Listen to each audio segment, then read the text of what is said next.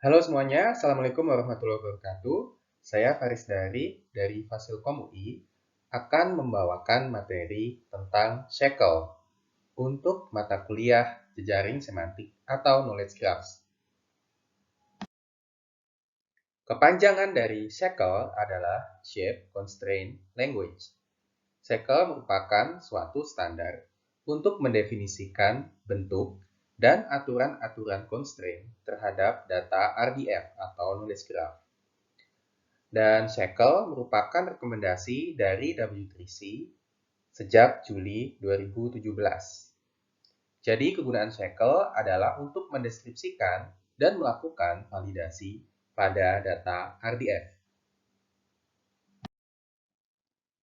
Spesifikasi resmi ShackLe dapat diakses di tautan berikut. Apa saja istilah pada ShackLe? Jadi seperti yang kita tahu di awal, ShackLe digunakan untuk melakukan validasi data RDF terhadap kondisi-kondisi atau constraint. Dan constraint itu dinamakan dengan shapes. Pada ShackLe terdapat dua jenis graph. Pertama, shapes graph yang menjadi acuan untuk melakukan validasi. Selanjutnya, data graph, yakni di mana validasi itu dilakukan. Kegunaan ShackLe selain validasi misalkan user interface building, code generation, dan data integration.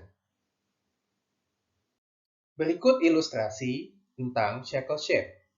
Jadi, ShackLe Shape memiliki dua komponen utama, yakni target dan constraint atau kondisi.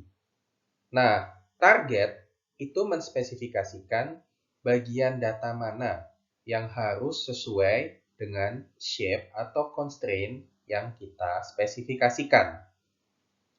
Lalu, constraint mendefinisikan bagaimana target dapat divalidasi. Nah, ini ilustrasinya. Contoh, di sini ada data graph. Dan target menspesifikasikan mana nodes yang menjadi fokus, ya. Mana nodes yang nanti kita akan lakukan validasi. Lalu kita filter spesifik ke fokus node saja seperti ini. Dan di sini dilakukan proses validasi dan pelaporan hasil validasi. ShackLe sendiri dapat dicoba masing-masing menggunakan tool yang dinamakan ShackLe Play. Tool ini dapat diakses di link berikut. Nah, sekarang mari kita coba buat spesifikasi shape pada ShackLe. Di sini adalah ShackLe shape yang menggunakan sintaks RDF Turtle. Jadi, kita spesifikasikan shape kita dengan nama myShape. Kemudian, node shape menyatakan bahwa, oh, ini shape pada ShackLe. Kemudian target class menyatakan bahwa, oh, nanti shape-nya berlaku pada semua instances ya atau nodes dengan tipe Among Us character. Selanjutnya ada property. Nah, property ini kita gunakan untuk mengkarakterisasi ya tentang ShackLe shape yang kita sedang spesifikasikan. Ya, jadi apa karakterisasinya? Jadi, ShackLe shape ini memiliki constraint, yakni untuk properti X-color, ya, untuk properti warna bagi tiap-tiap individu Among Us character, ya, warnanya itu harus merupakan member dinyatakan dengan in antara pink atau purple.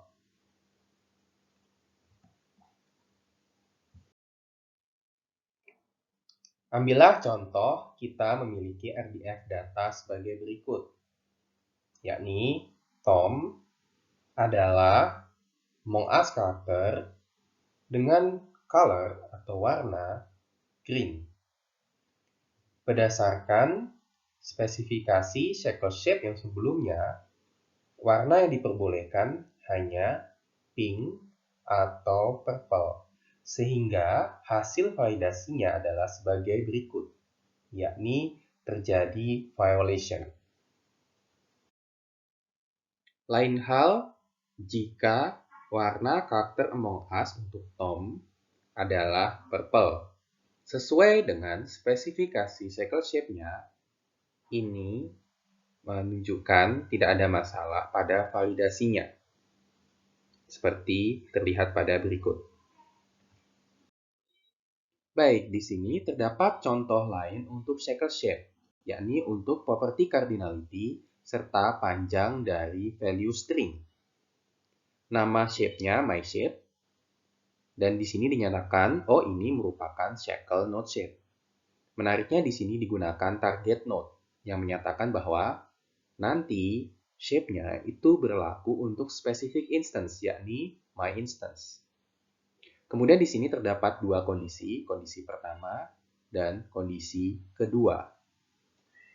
Baik, jadi di sini kita lihat, oh di sini dilakukan pengkondisian terhadap property myProperty untuk myInstance, yakni jumlah dari myProperty minimal 1, yakni wajib ada minimal 1. Kemudian tipe datanya adalah string. Kemudian dinyatakan juga tingkat severity-nya, tingkat keparahannya, yakni pada tahap warning. By default, tingkat keparahannya adalah violation, yakni lebih serius daripada warning. Jadi bisa kita spesifikasikan. Selanjutnya, untuk kondisi yang kedua. Nah, untuk kondisi yang kedua, di sini propertinya tetap untuk myProperty, ya, jumlah atau panjangnya, ya, panjang dari value myProperty nanti itu harus maksimal 10. Dan di sini juga bisa diberikan custom message, ya. Ketika ya kondisi ini tidak terpenuhi, maka akan ada pesan yang kita spesifikasikan sendiri, yakni too many characters. Oke, kita lihat contoh berikut untuk data grafnya. Jadi ada myInstance dengan properti SomeProperty, ya. Kemudian value-nya adalah string more than 10 cars. Nah, ingat di shackle shape yang kita spesifikasikan sebelumnya, myInstance harus memiliki minimal satu properti myProperty. Dan tingkat severity-nya adalah warning, yang dapat kita lihat sebagai berikut. Jadi di sini ada pesannya, property needs to have at least one value, tapi ditemukan 0 untuk myProperty. Sekarang kita ubah sedikit untuk RDF data graph yang sebelumnya, yakni propertinya sekarang myProperty.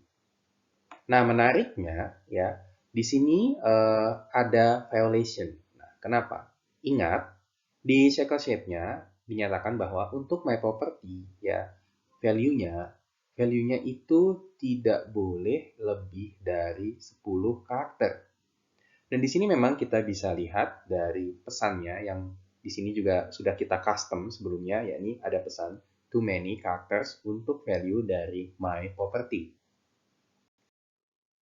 Lalu kita ubah lagi datanya, ya.